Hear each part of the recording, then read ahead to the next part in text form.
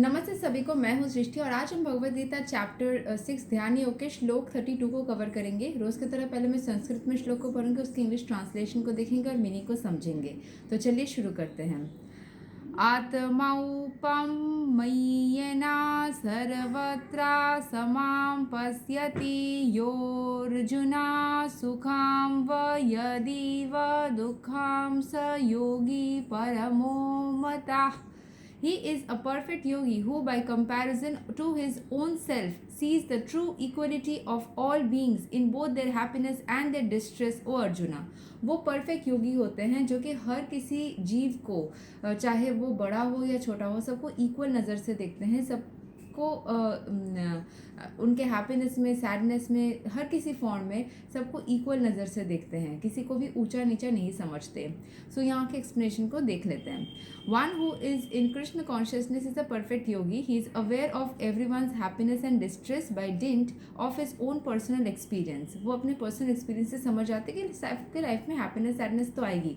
और बहुत सारे लोग ना कृष्ण कॉन्शियसनेस को फॉलो ज़रूर करते हैं, लेकिन उस तरीके से उसमें इन्वॉल्व नहीं होते हैं। हर एक चीज़ को योगी की तरह, मतलब they don't understand, because I've seen a lot of people जो ज़बरदस्ती बोलते हैं कि मैं कृष्ण को प्यार करती हूँ, कृष्ण से कनेक्टेड हूँ, बट उनके बिहेवियर में ये सारी चीज़ें नहीं दिखते जो गीता में करने की, कि सबको इक्वल नज़र से देखना, उनको चीज़ों से घिन आना, लोगों को ऊंचा नीचा देखना, ऐसे होता है। मैंने देखा है ऐसे लोगों को। सो कृष्ण कॉन्शियसनेस में रहने से आप ऊंचा नीचा नहीं करोगे। ऐसा ज़रूरी नहीं है कृष्ण कॉन्शियसनेस में रहने से आप मैं कृष्ण कॉन्शियसनेस हूँ ऐसे बोलना।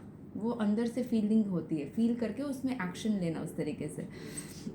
So the cause of the distress of a living entity is forgetfulness of his relationship with God, and the cause of happiness is knowing Krishna to be the supreme enjoyer of all activities of the human being, the proprietor of all lands and planets, and the sincerest friend of the living entities.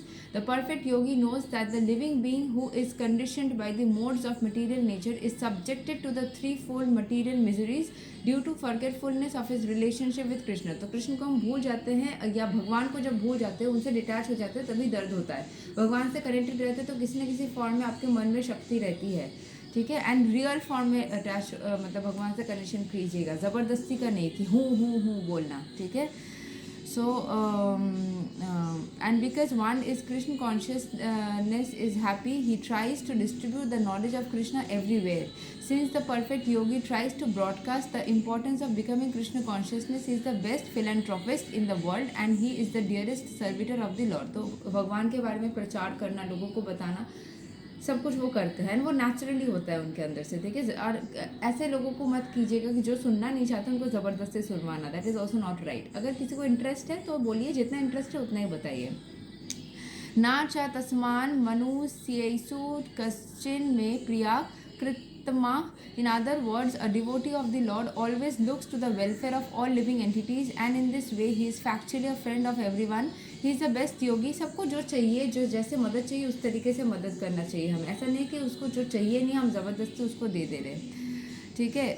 पीछे background music आ रहा होगा क्योंकि यहाँ पे हमारा dance class भी होता है, तो सुबह के टाइम पे योगा एंड डांस क्लास होता है, तो इसलिए वो गाना चलता है, ठीक है। So he is the best yogi because he does not desire perfection in yoga for his personal benefit, but tries for others also. He does not envy his fellow living entities. Here is a contrast between a pure devotee of the Lord and a yogi interested only in his personal elevation. The yogi who has withdrawn to a secluded place in order to meditate perfectly may not be perfect as a devotee who is trying his best to turn every man towards Krishna consciousness. ये अच्छा चीज़ है, I would say कि बहुत अच्छा चीज़ है अगर Krishna consciousness की तरफ आप लोगों को टर्न करने की कोशिश करो भक्ति भाव से, बट कृष्ण कॉन्शियसनेस में ही टर्न करने की कोशिश नहीं करनी चाहिए। उनको ईश्वर से कनेक्ट करिए, स्पिरिचुअलिटी को फॉलो करने बोलिए, फिर उनको जिस फॉर्म में कंफर्ट होगा उस फॉर्म में वो करेंगे। ज़रूरी नहीं कि कृष्ण को कृष्ण के फॉर्म में ही या भगवान को कृष्ण के फॉर्म में ही याद करें।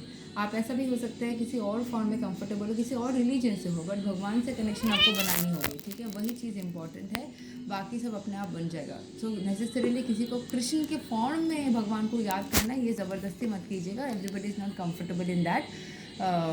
That is what I have felt in my life, ठीक है। सो यहीं तक था श्लोक नंबर 32 भगवद गीता चैप्टर 6।